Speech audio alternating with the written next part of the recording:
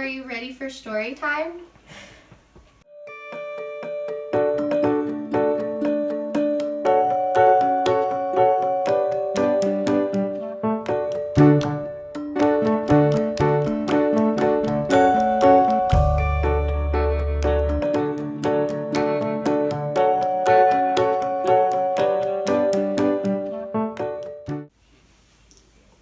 So today we have a friend. We have Miss hanging out with me. I've been bribing her to hang out, and so hopefully she'll stay. But who knows? She's kind of her own little person. And you know who else is their own person? Is Margot Rosenthal, the main character of Pam Genoff's book, The Ambassador's Daughter. I don't have any more. Silly girl. So I really enjoyed this book. It was a pretty quick read, very entertaining. Overall, just a lot of really good things to say about it. The story takes place in 1919, primarily in Paris, France, but also a little bit in Versailles. And that's because a lot of the book, I mean, the majority of it, takes place during or around the Versailles Treaty after World War I, in which, for all of y'all who don't remember your high school history class, the world powers were trying to figure out what to do about Germany after the war. So, as for the book, it follows Margot Rosenthal. It's from her perspective, and she is a 20-year-old-ish young Jewish German girl who is working with her father, a professor, who is working as an ambassador at the Versailles Conference.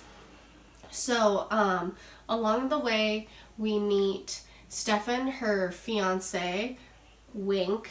I don't want to give you too many spoilers, but there's a little teeny plot twist that was really intriguing with his storyline. We also meet Krysia, who is a Polish pianist who inspires Margot to kind of open up her eyes and try new experiences and try to be more independent. And then we also meet Georg, who is a German naval officer who's trying desperately to help the treaty go a little bit more in Germany's favor.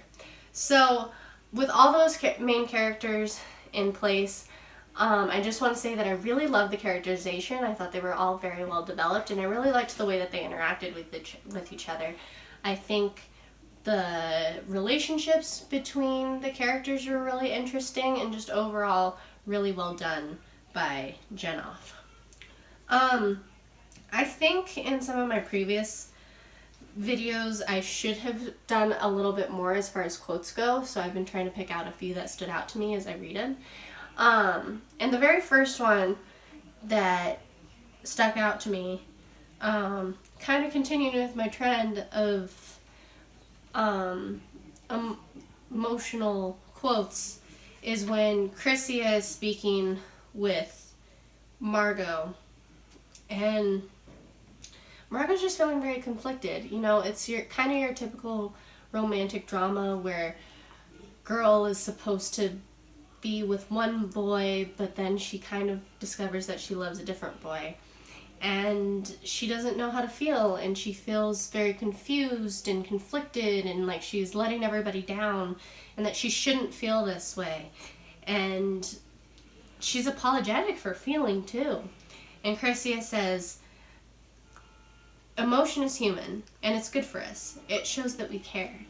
And I just thought that it's such a simple quote, but it's such a powerful message, because I think a lot of times empathy is kind of overlooked, and I feel like you don't often see that in literature, where one character is telling another character to actually feel things and be okay to feel things. I feel like, if anything, especially when it comes to female characters, they're often told to quiet down or to be less emotional, and that's just kind of frustrating as a female to see that as your literary fictional role models.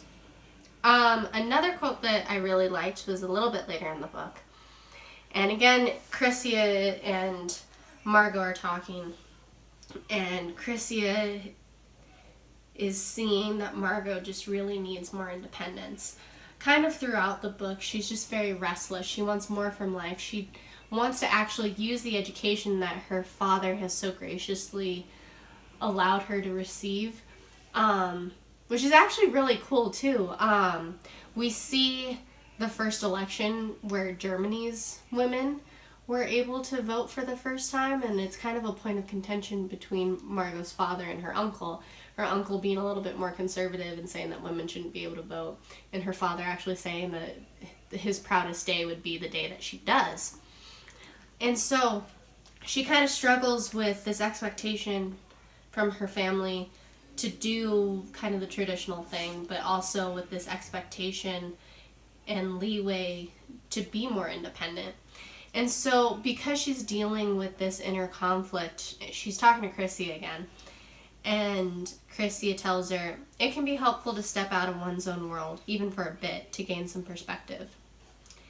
And while some of that does have to do with her just inner conflict of restlessness and wanting to do more with life and also wanting to fulfill people's expectations with her, that quote also just comes from a point when she's just very concerned with others' perceptions and with what she should do and what is right and moral and whatever.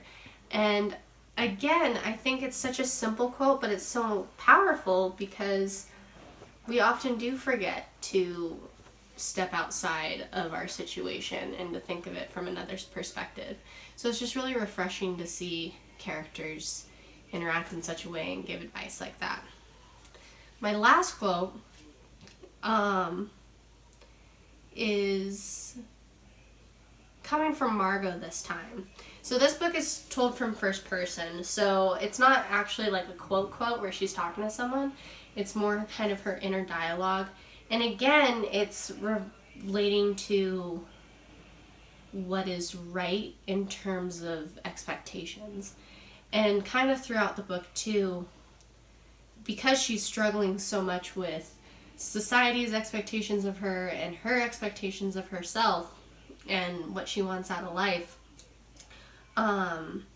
she kind of also has this little inner debate as to whether or not like fate exists, which is really interesting because she definitely seems to be kind of the more mindset that things happen for a reason. But with everything that's been going on with the war, with Versailles, with the two men in her life that she's interested in, with her father who's sick, her mother who she thought was dead sort of comes into the picture.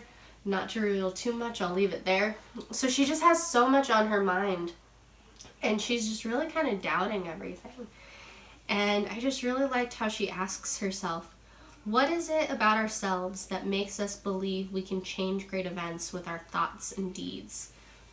And I think that kind of goes back to the last quote about like letting go and approaching things from a new perspective, which is just really refreshing. Because I think as humans we do that. We think that we have all this control, but really we don't. And so it's kind of interesting to see this character as she develops, figuring out both how to let go of control and how to gain control for herself. And that's honestly where my frustration with the book comes as well. Because, and if you've been following my blog for a while, you know how much I'm a sucker for romance stories. But this one was just kind of painful. Because, like, it's so clear that she doesn't belong with Stefan, that she doesn't love Stefan, and it's equally clear that she loves Georg.